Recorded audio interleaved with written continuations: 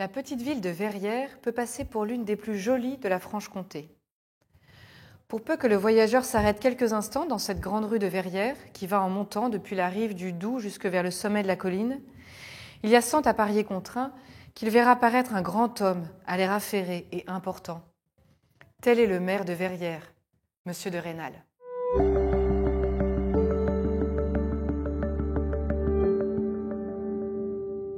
Bienvenue à vous qui êtes les héritiers d'un grand héritage, la culture occidentale. Je vous propose d'en découvrir ou d'en redécouvrir quelques pépites dans cette série consacrée à 10 chefs-d'œuvre de la littérature française. Dans cet épisode, nous parlerons d'un des nombreux grands romans du XIXe siècle. Il a fallu choisir.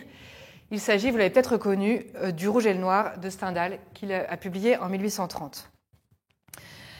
Alors, quelques mots sur l'auteur d'abord, dont Stendhal est un pseudonyme. Henri Belle est né juste avant la Révolution française, en 1783. Il est né à Grenoble et il perd sa mère adorée assez jeune. Il grandit au milieu d'adultes qu'il déteste, son père, sa tante, son précepteur. Il quitte l'enfance en ayant en horreur et la monarchie et la religion. Et donc à 16 ans, il part pour Paris. Il a le projet de préparer le concours de l'école polytechnique. Mais une fois qu'il arrive à Paris, sur place, il renonce à son projet et il commence une carrière administrative. Puis il rejoint l'armée sous Napoléon, il participe à la campagne d'Italie. Et sous l'Empire, il fait une carrière assez brillante, puisqu'il termine auditeur au Conseil d'État. Mais évidemment, la chute de Napoléon en 1814 met fin à toutes ses ambitions politiques. Et ce qui, d'un certain côté, est assez heureux pour nous, parce que du coup, il part en Italie, et c'est là qu'il se met à écrire pour de vrai. Et donc, il retourne en France parce qu'il n'est pas tout à fait bien vu en Italie. Et dans les années 1820, il commence à publier donc, en France ses premiers ouvrages, qui sont des textes d'idées, des biographies d'artistes, un premier roman, et puis en 1830, donc, Le Rouge et le Noir. Pour gagner sa vie, quand même, il est contraint d'accepter un poste de consul et donc il repart en Italie, mais ce poste lui laisse vraiment beaucoup de temps pour écrire. Et donc il y a beaucoup de textes de cette période il écrit beaucoup à cette période, mais en fait ce sont surtout des romans inachevés, comme Lucien Leven par exemple. Et donc beaucoup de textes inachevés, mais aussi c'est là qu'il dicte en quelques semaines, en 1839, La Chartreuse de Parme. Voilà, il meurt 3 ans plus tard dans les rues de Paris d'une attaque d'apoplexie. Et sa vie aura été, comme il le dit lui-même, une longue chasse au bonheur. Voilà, Stendhal fait partie de ces auteurs qui mettent beaucoup d'eux-mêmes dans leurs œuvres, même romanesques. Et ainsi, on peut dire qu'il y a du Stendhal dans le personnage principal du roman Le Rouge et le Noir. Ce personnage principal, c'est Julien Sorel. Alors l'intrigue du roman se déroule à la fin de la Restauration, donc entre 1815 et 1830, et plus précisément pour la fin du roman, dans les 6 derniers mois du règne de Charles X. D'ailleurs, le sous-titre du roman est Chronique de 1830. Donc c'est bien inscrit dans l'histoire assez récente pour Stendhal. Et comme vous l'avez entendu dans l'introduction, quand j'ai lu l'incipit du roman, les premiers paragraphes, l'intrigue démarre en Franche-Comté, dans la petite ville de Verrières, et cette petite ville est dirigée par un maire royaliste, Monsieur de Rênal. Julien Sorel, lui, c'est le fils d'un charpentier, et il est engagé comme précepteur pour les enfants du maire, pour les enfants de Monsieur de Rênal, car Julien Sorel sait le latin. Il avait été repéré par le curé de son village, c'est un élève extrêmement brillant. Et donc, il est embauché comme précepteur. Madame de Rênal, la mère, est terrifiée à l'idée qu'un vieux précepteur rabougri s'occupe de ses enfants. Mais elle est évidemment attendrie par la timidité, la jeunesse qu'elle découvre chez Julien Sorel. D'ailleurs, je vais vous lire une des scènes très souvent mythiques dans les romans, qui sont les scènes de rencontre. Souvent dans les bons romans, ce sont des passages particulièrement soignés. Et donc, je ne résiste pas à vous lire cette rencontre-ci.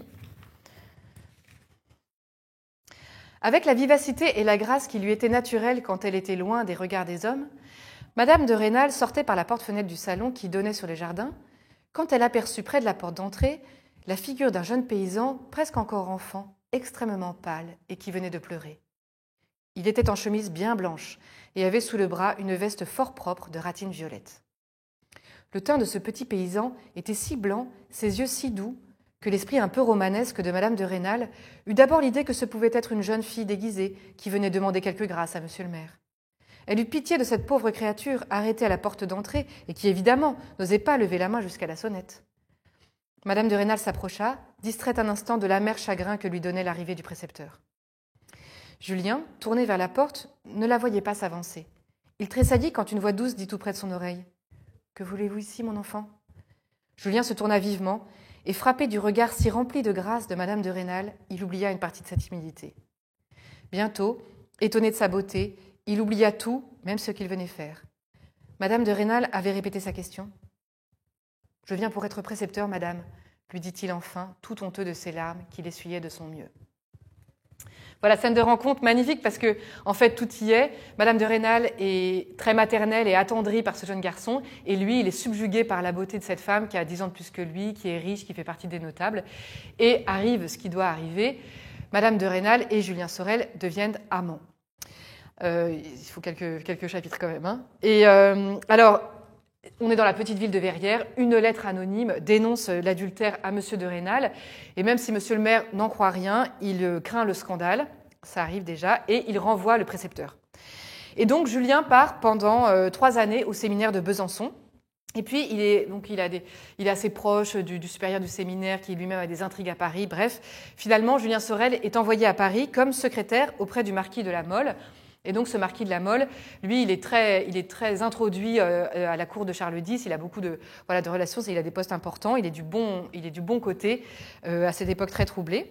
Et donc, tout ça nous amène à la deuxième partie du roman. Il y a 2 parties dans le roman.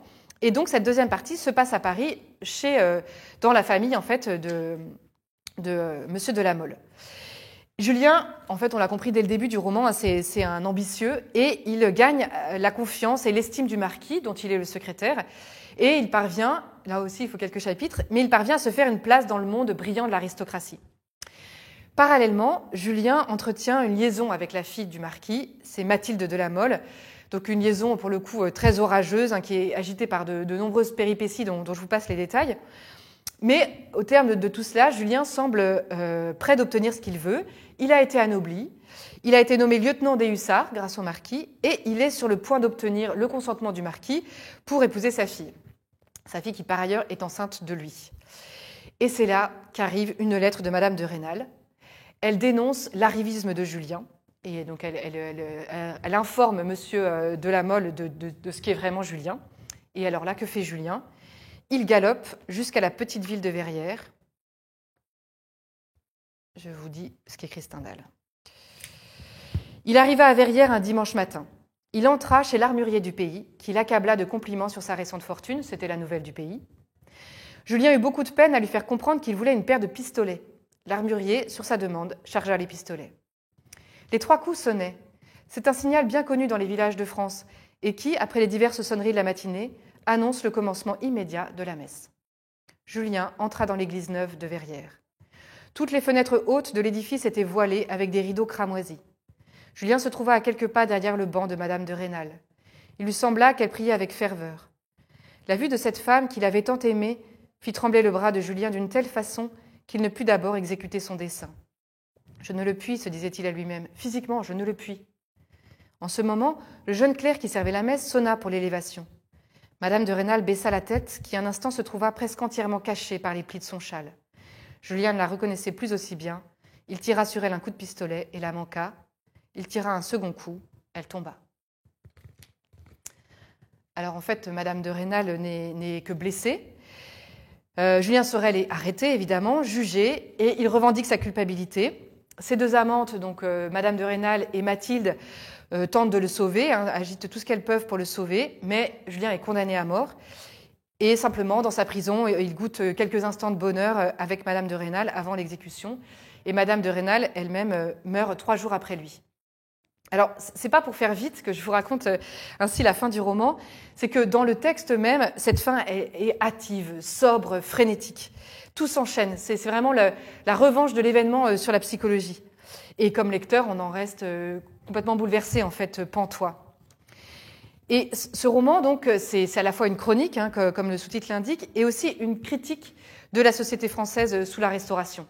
C'est vraiment l'histoire avec un grand H qui s'inscrit dans le roman et qui met aux prises, en fait, un jeune homme pauvre et ambitieux avec une société qui lui barre la route. Donc c'est vraiment typique de ces romans d'apprentissage. Et c'est ce roman voilà, qui pose la question de la réussite individuelle dans une société où les castes sont figées, où les castes sont attachées à leurs privilèges, et elles le sont d'autant plus qu'elles craignent une nouvelle révolution. Et Julien Sorel, lui, il veut s'élever dans l'échelle sociale. Et pour cela, il n'a que deux voies. La carrière militaire, ça, c'est l'habit rouge, ou la carrière ecclésiastique, ça, c'est l'habit noir.